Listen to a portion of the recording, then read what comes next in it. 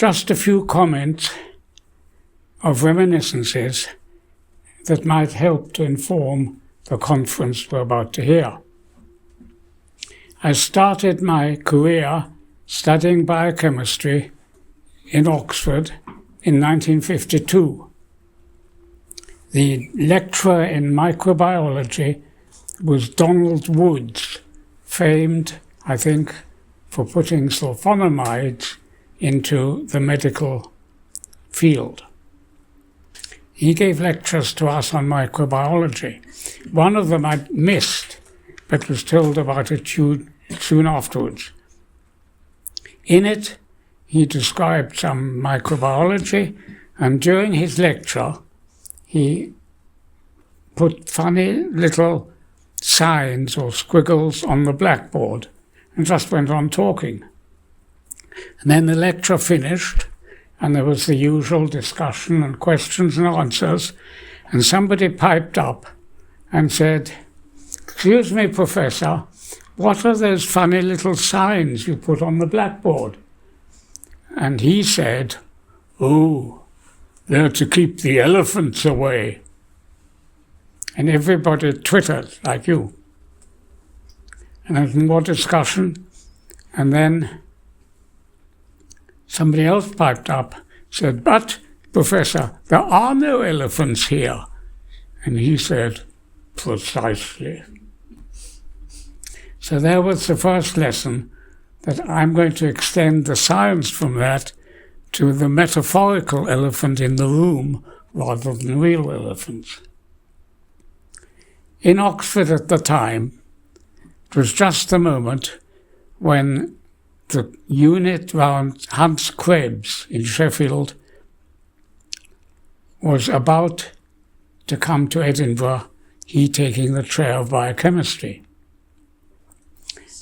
And just in the nick of time, the importation of the most gigantic elephant in biochemical history, I think, was prevented from being imported into Oxford by Sandy Ogston. The problem was this. Krebs had been working, and later received a Nobel Prize for, what is now known as the Krebs cycle, the tricarboxylic acid cycle. And his team in 1954 were among the earliest users of radioactive tracers to trace the course of the reactions that they postulated. And citric acid, a tricarboxylic acid, was one of the important intermediates in what became known as the tricarboxylic acid or Krebs cycle. And, at that time, they puzzled because you could feed into the cycle a 2-carbon radioactive compound, and it would join this part of the cycle of 4 carbon atoms to join together to make the 6-carbon tricarboxylic acids. And they did that and found that the product of citric acid, which should be an intermediate in the cycle, the product was labeled only at one end. The product was alpha-ketoglutarate. It was labeled only at one end. How could citric acid, which is symmetrical, optically inactive? We all know symmetrical molecules are the same at both ends, by definition. They spent 8 years, I was told, puzzling how to keep citric acid in the tricarboxylic acid cycle, like inventing side branches which would keep it out of the way and yet available, and somehow both be asymmetric in its direct cycling and symmetrical, and yet not randomize the label between the two ends. And just then, Sandy Ogston was sitting in his office in Oxford, pondering another related problem another compound he'd come across with the same question in his work on hyaluronic acid. And he suddenly dawned on him as he was twiddling his pencil. Of course, the two ends are different. They're optical isomers of each other. In 3 dimensions, they're different. Enzymes can distinguish them. He wrote it up in those terms of 3 dimensions and enzyme 3-point contacts and so on. And he wrote it up that way and became famous overnight. 2 Augustins, one on hyaluronic acid and the other on solving this 8-year-old problem of the Krebs cycle. He and Krebs then corresponded extensively. I've got some of the correspondence, and the biggest elephant in the room was averted from coming to Oxford. Think of it, you are symmetrical. And yet you can distinguish both hands with no difficulty, whether attached to you or not. You're symmetrical, but your left and your right are different. They had not seen that simple point. At the time, biochemistry was young. It was born around 1905 with the realization that the metabolic reactions of the cell could be studied in solution in the test tube.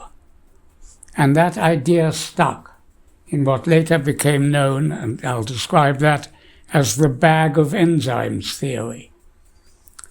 It said that you could, in the end, if you studied the enzymes in the test tubes dissolved, you'd know the whole of metabolism.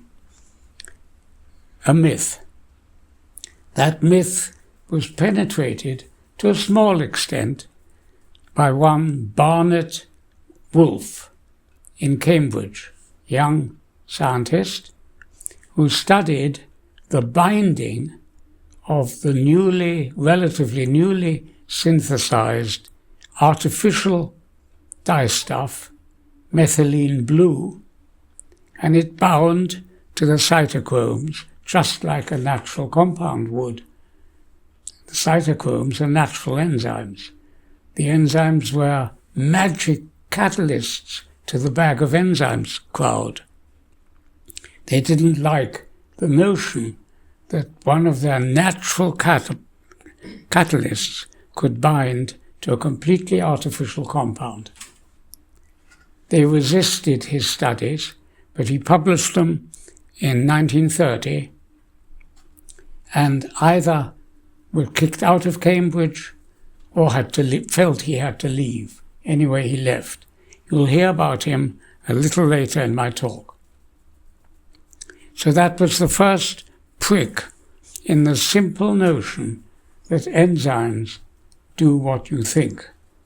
And they can, in fact, equally combine with and react with completely unnatural compounds. At that time also, my tutor in biochemistry, gave lectures in biochemistry, warned we name the enzymes after the reaction that they did by which we first discovered them. It has nothing to do with what they do in the cell. One needs to think further about that. I won't say more about that now. The warning was early, 1953 or 4. Then, for other reasons, I and a team of cell biologists moved to Edinburgh. And in Edinburgh, we met a whole lot of new, interesting scientists. Among them, Peter Mitchell, who came to see us at home in 1960 or 61, when we'd first arrived in Scotland. Here was this young scientist from Oxford who purportedly could make instruments to measure things. And he, I think, looking back, but I can't remember exactly, what he really wanted to see was whether I could devise a means of measuring pH and redox potential across membranes in a cell. He could also have been looking, as I realized later, for a colleague he could work with who would understand his stuff. I didn't seem to satisfy either of those criteria, but we remained in good contact and remained good friends. And over the years, he and I talked quite a lot. He was trying to show how the bag of enzymes people can never make it. What it needed was the structure of the cell. The membranes had in them insoluble enzymes which did their work in ways that a soluble enzyme cannot do. So there were two teams, the bag of enzymes, as he called them, that was his phrase, and the cell structural biologists. He wanted to join the teams. But his colleagues in zoology did not really appreciate what he was on about. He got more and more frustrated. He had a bad ulcer. He decided he would use a fortune to buy a house near Bodmin, I think in Cornwall or Devon, and take one technician with him and set up a lab downstairs in 2 rooms in that mansion. And that he did. And in that way, he could go on with his work unfettered by criticisms around him, unfettered by the problems of publication. He published from Bodmin himself, unfettered by peer reviews, unfettered by any interference. He could just get on with the job.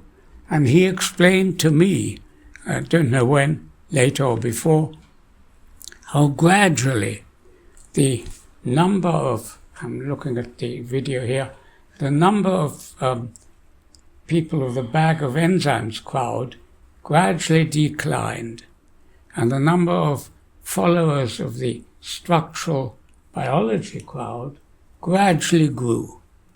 And as it turned out, and he went on publishing, when those 2 lines crossed, and the majority were structural biologists who followed what he then called, now a forgotten term, the chemi-osmotic theory of how cells work.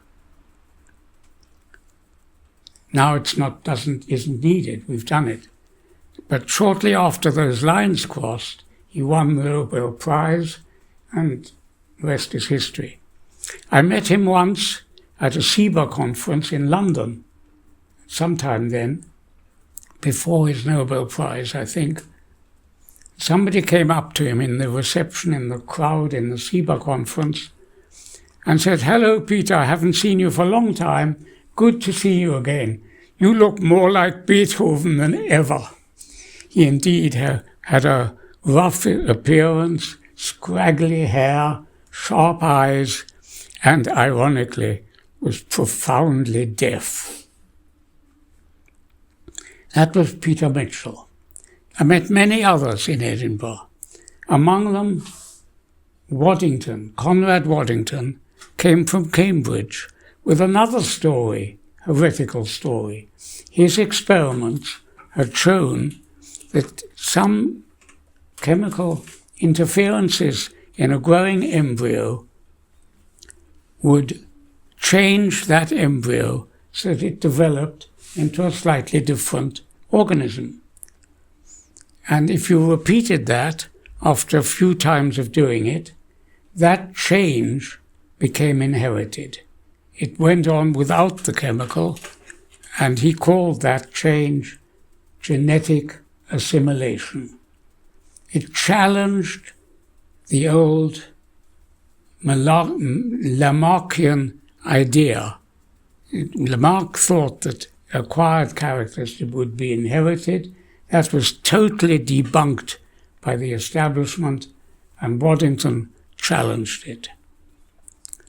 So much so, he followed it with a lot of work in Edinburgh, that he had to coin new words. He coined many words. The first is epigenetics.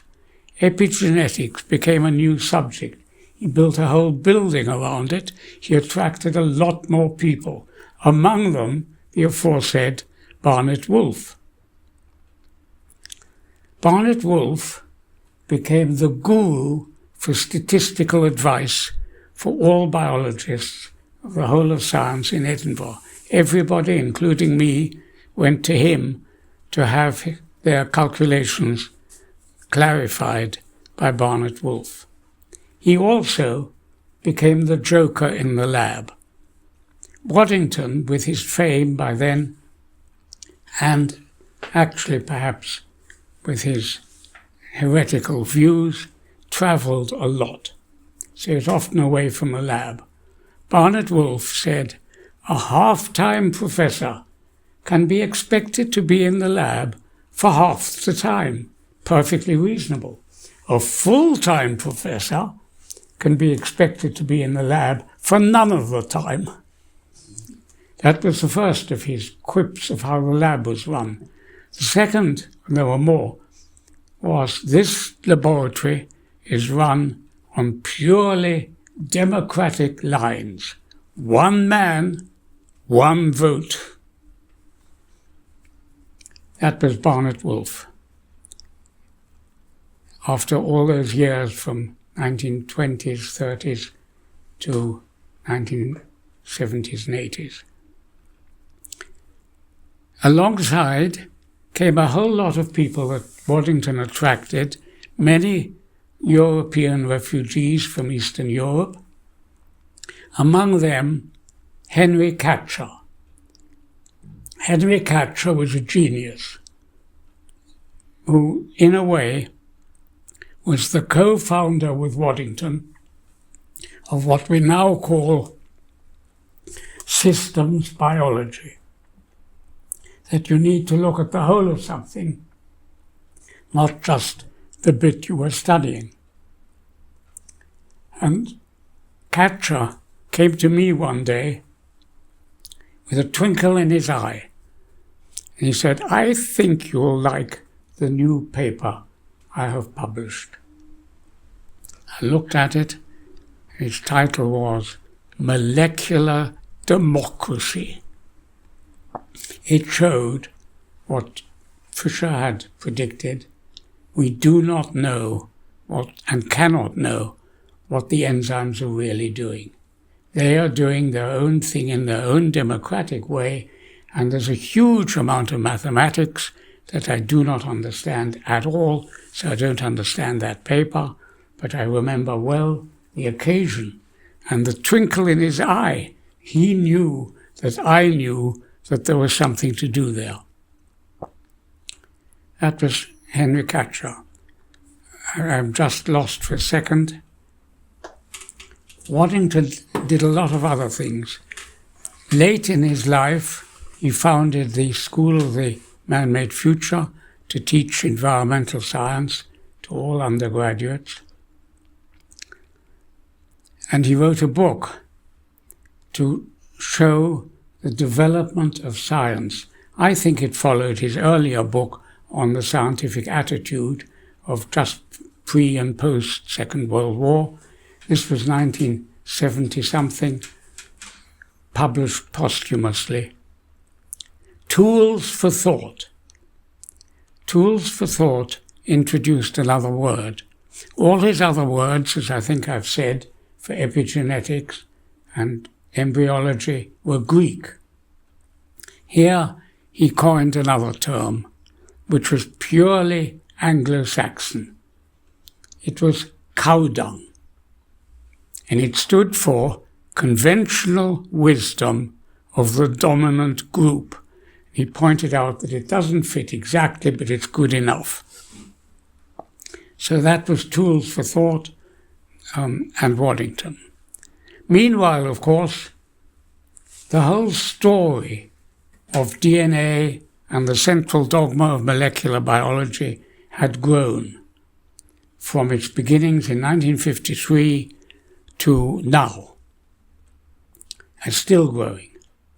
And all the way through, every few years, there's another major discovery which upsets what had been found before.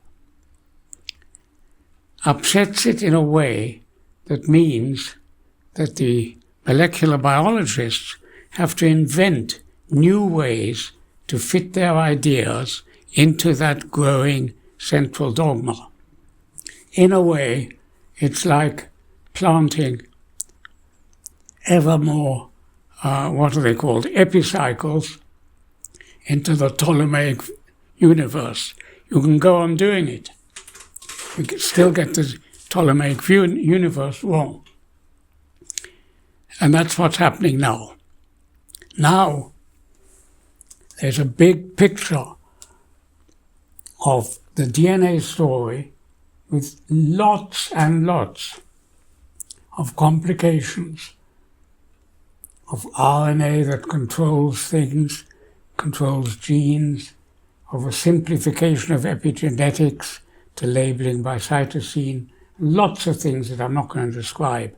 There is a picture too fantastic to believe. A picture so complex, that's not what DNA is really doing.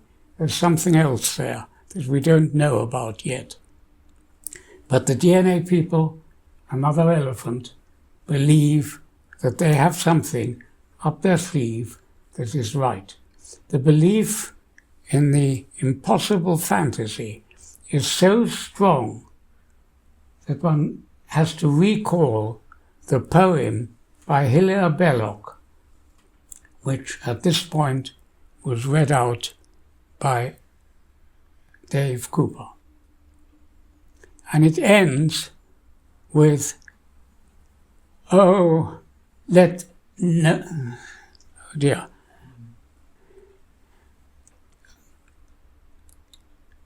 Let no one doubt what no one let us not doubt. Let us never doubt what nobody is sure about. And with that, as a epitaph for everything I've tried to say, I want you to raise your glasses to the European network of scientists for spotting elephants in the room. Yes.